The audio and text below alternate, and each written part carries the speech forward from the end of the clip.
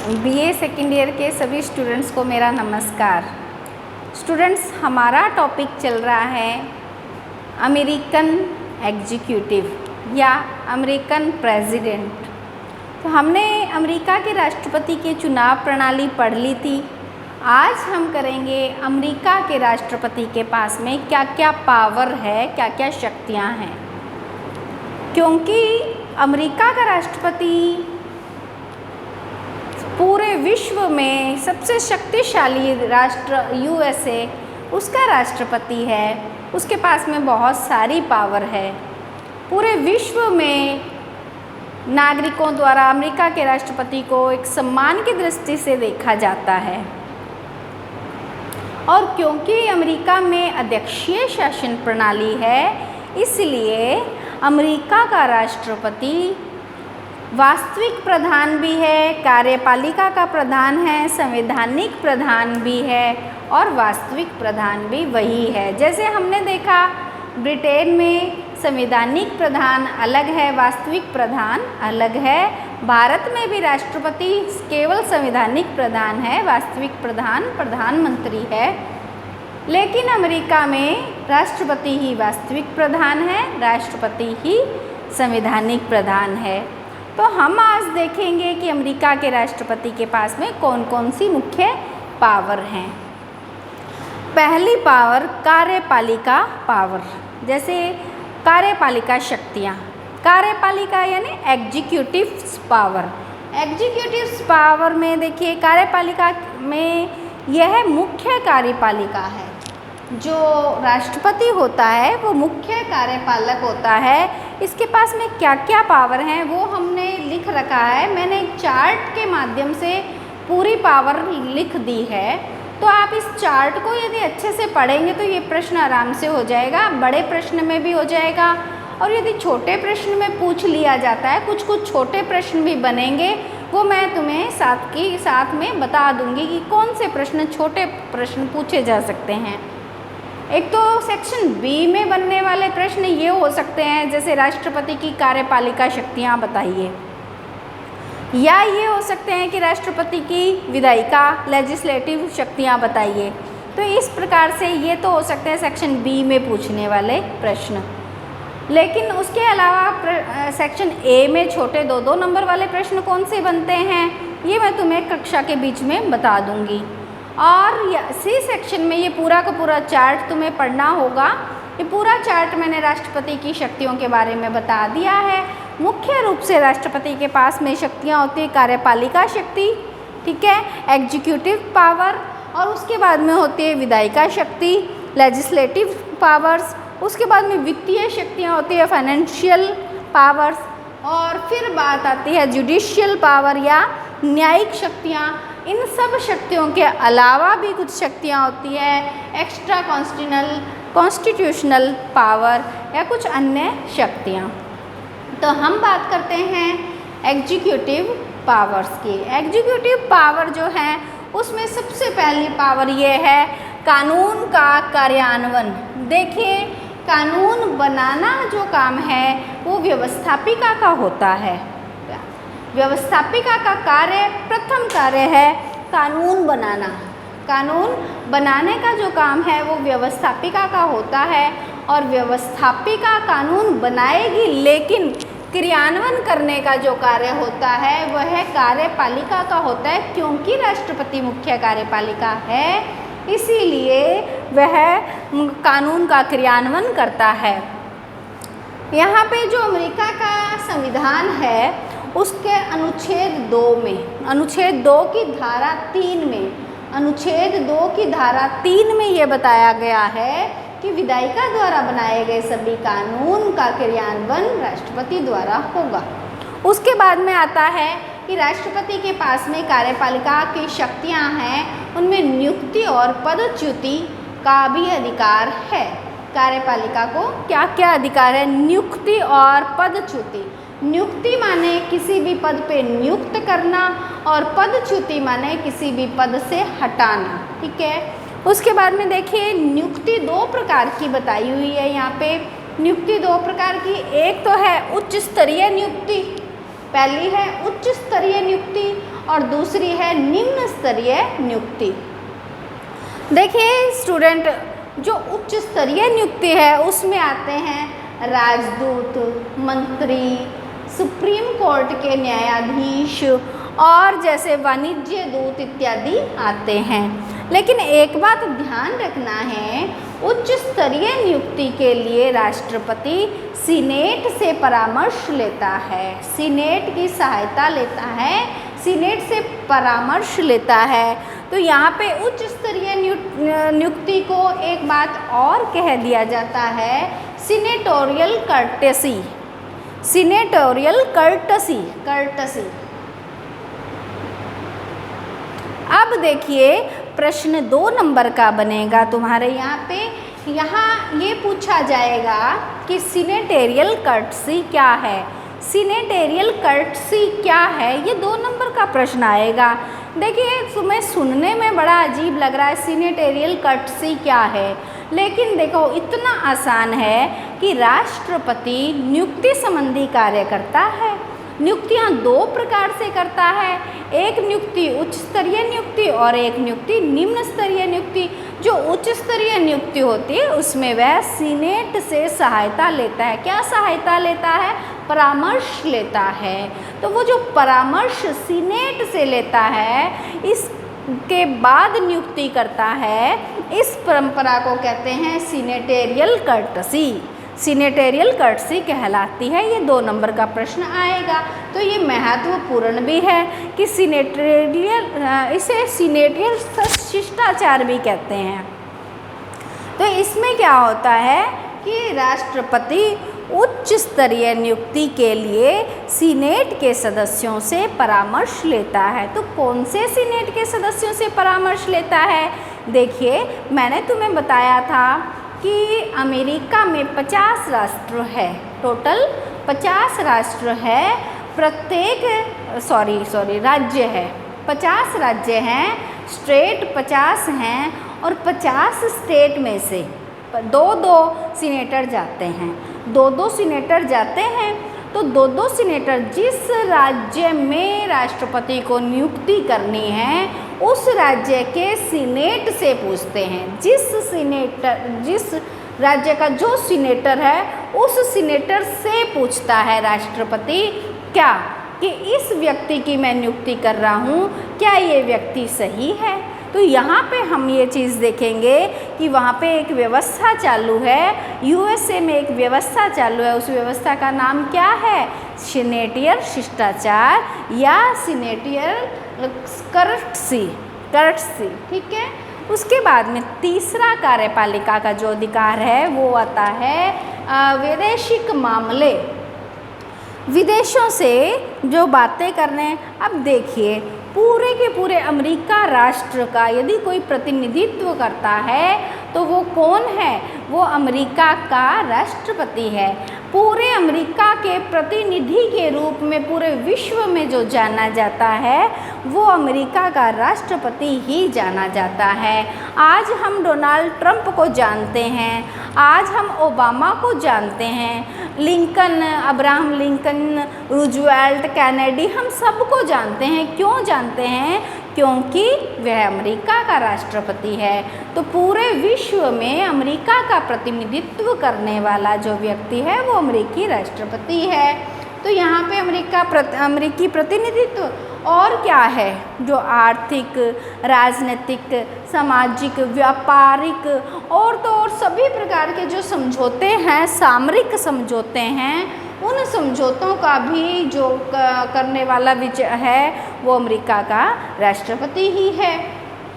अब देखिए अमेरिका में जो अमेरिका के द्वारा जो विदेशों के साथ संधि की जाती है, विदेशी संधि की जाती है, तो वह जो संधि है, विदेशी संधियों में क्या होता है? सीनेट का समर्थन जरूरी है। विदेशों के साथ जो संधि की जाती है वह अमेरिका का राष्ट्रपति अकेला नहीं कर सकता, बल्कि सीनेट की सहमति से कर सकता है। तो सीनेट की जो ये सहमति होती है इसे कहते हैं एग्जीक्यूटिव एग्रीमेंट्स, एग्जीक्यूटिव एग्रीमेंट्स। अब देखो, विदेशों से किसी भी प्रकार की संधि राष्ट्रपति करता है तो उसको क्या करना पड़ता है, सीनेट से एग्रीमेंट लेना पड़ता है, सीनेट की सहमति लेनी पड़ती है, ठीक है। और इसके अलावा उच्च पदों पे नियुक्ति के लिए भी सीनेट की सहमति लेनी पड़ती है। फिर उसके बाद कार्यपालिका एग्जीक्यूटिव पावर में आता है कि वह सेना का प्रधान होता है।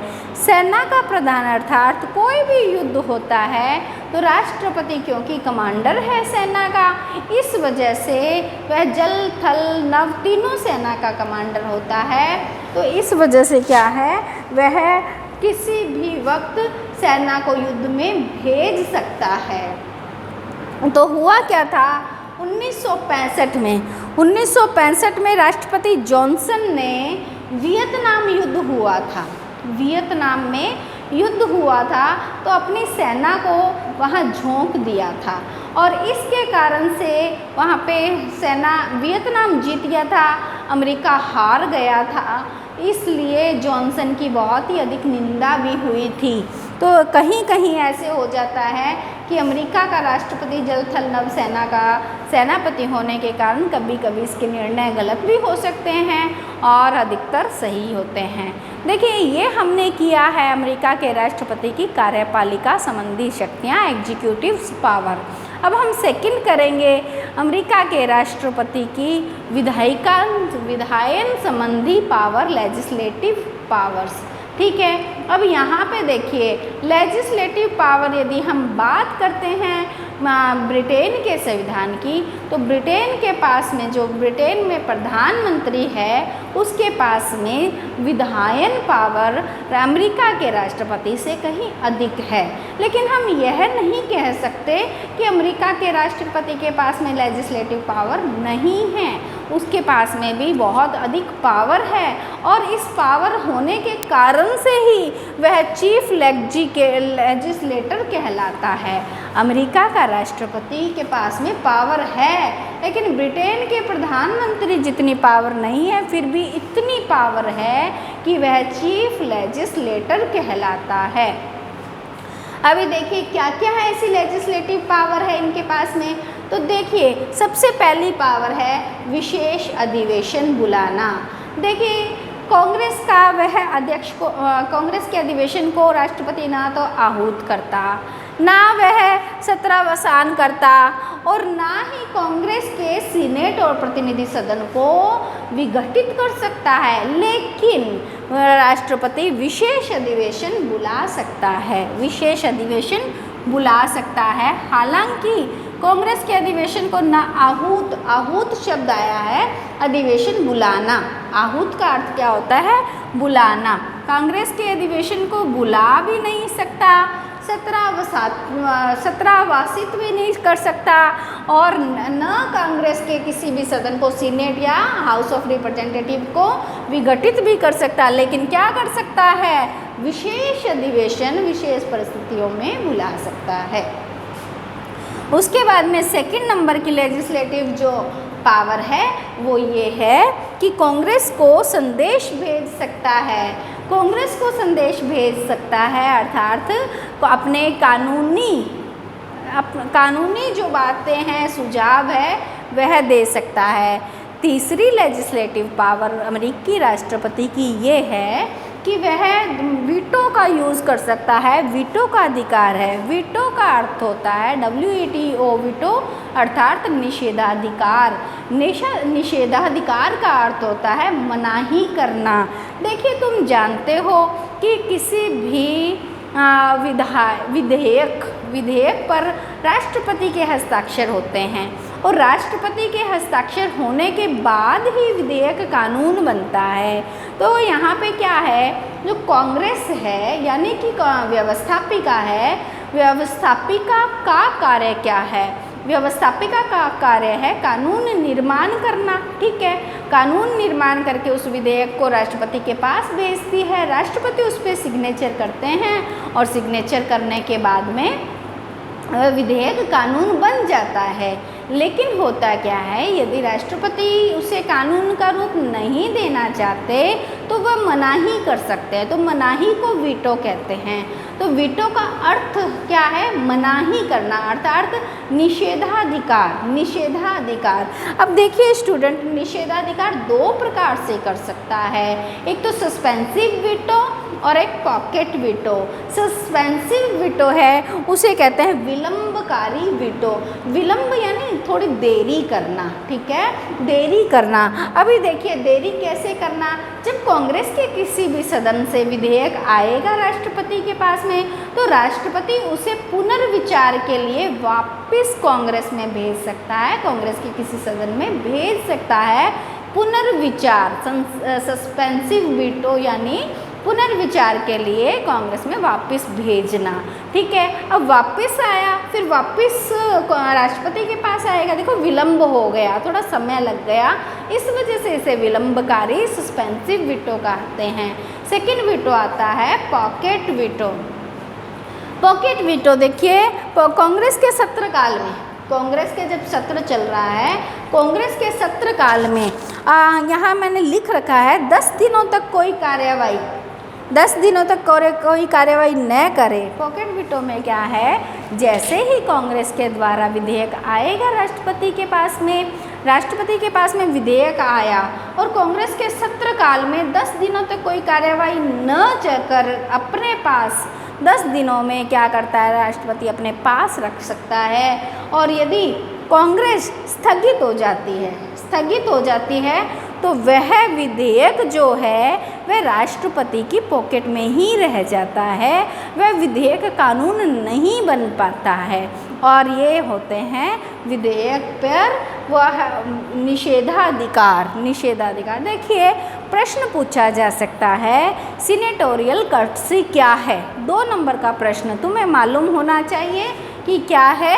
उच्च स्तरीय नियुक्ति में सीनेट की सहायता लेना, क्या लेना, सुझाव लेना कि इसे हम नियुक्त कर सकते हैं। उसके बाद में पूछा जाता है एग्जीक्यूटिव एग्रीमेंट क्या है विदेशी संधियों में। देखिए विदेशी जो संधियां होती है उसमें सीनेट का अनुसमर्थन जरूरी है, ठीक है, आवश्यक है, लेकिन प्रत्येक बात में सीनेट का अनुसमर्थन करेंगे तो कोई संधि हो नहीं पाएगी यदि सीनेट मना कर देती है। ऐसी स्थिति में कई बार ऐसा होता है कि राष्ट्रपति कार्यपालिका संधि के नाम से संधि कर लेता है। तो कार्यपालिका संधि है वह ऐसी संधि है जिसमें सीनेट के परामर्श की आवश्यकता नहीं होती है। ये जो एग्रीमेंट होता है ये एग्जीक्यूटिव एग्रीमेंट कहलाता है। एग्जीक्यूटिव एग्रीमेंट क्या होता है कि जहाँ पे सीनेट के सदस्यों की परामर्श की आवश्यकता राष्ट्रपति को नहीं होती है, इसके केवल नाम बदल दिया, पहले थी विदेशी संधि और ये क्या है, एग्जीक्यूटिव एग्रीमेंट।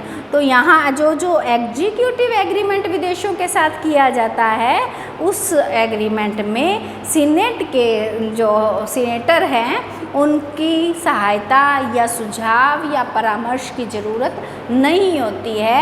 ऐसे एग्रीमेंट केवल और केवल राष्ट्रपति ही कर सकता है। ये है एग्जीक्यूटिव एग्रीमेंट।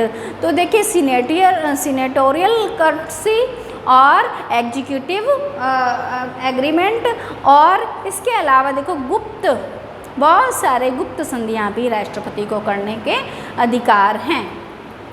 अब देखिए फिर प्रश्न छोटे में बन सकता है, वीटो क्या है? राष्ट्रपति की वीटो क्या है? वीटो क्या है? मनाही का अधिकार। कोई भी विधेयक कानून बनने से पहले राष्ट्रपति के पास जाता है और कांग्रेस के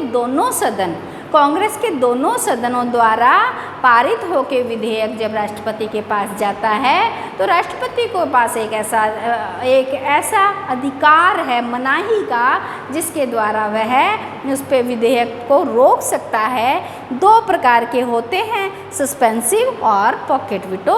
सस्पेंसिव विलंबकारी होता है, पुनर्विचार के लिए होता है। पॉकेट वीटो अपनी जेब में रखने का अधिकार होता है। उसके बाद में आता है वित्तीय शक्तियाँ। वित्तीय शक्तियाँ में आता है बजट निर्माण। बजट निर्माण करने का जो अधिकार है वह भी राष्ट्रपति के पास में है। राष्ट्रपति क्या करते हैं, बजट निर्माण के संबंध में जो बातें हैं वह कांग्रेस को बताएंगे, कांग्रेस को आवश्यक सूचना भी देंगे। और फिर आता है न्यायिक शक्तियाँ, जुडिशियल पावर्स। जुडिशियल पावर में देखो, जुडिशियल सुप्रीम कोर्ट के न्यायाधीशों की नियुक्ति करने का अधिकार राष्ट्रपति के पास में है, और लेकिन सुप्रीम कोर्ट के न्यायाधीशों की नियुक्ति करते समय वह सीनेटरों से परामर्श लेते हैं। और उसके बाद जुडिशली पावर में आता है कि किसी भी प्रकार के न्यायालय द्वारा जब इनको किसी व्यक्ति को दंड दे दिया जाता है तो राष्ट्रपति उसे क्षमा कर सकते हैं, उनके दंड को कम कर सकते हैं, उनके दंड को स्थगित कर सकते हैं। लेकिन ध्यान ये रखना है कि महाभियोग के आधार पे लगाए गए जो दंड है उन व्यक्तियों को राष्ट्रपति क्षमा नहीं कर सकता है। उसके बाद में देखिए न्यायिक शक्तियाँ, आज हमने कार्यपालिका शक्ति कर ली, विधायिक शक्ति कर ली और वित्तीय शक्ति कर ली, न्यायिक शक्ति कर ली। अन्य कार्य में देखो, देश का प्रधान कार्यपालक है, जल थल नभ सेना का अध्यक्ष है और राष्ट्र का सर्वोच्च नेता होता है, अपने दल का सर्वोच्च नेता होता है। संपूर्ण राष्ट्र जो है उसके शासन का एक केंद्र बिंदु राष्ट्रपति होता है।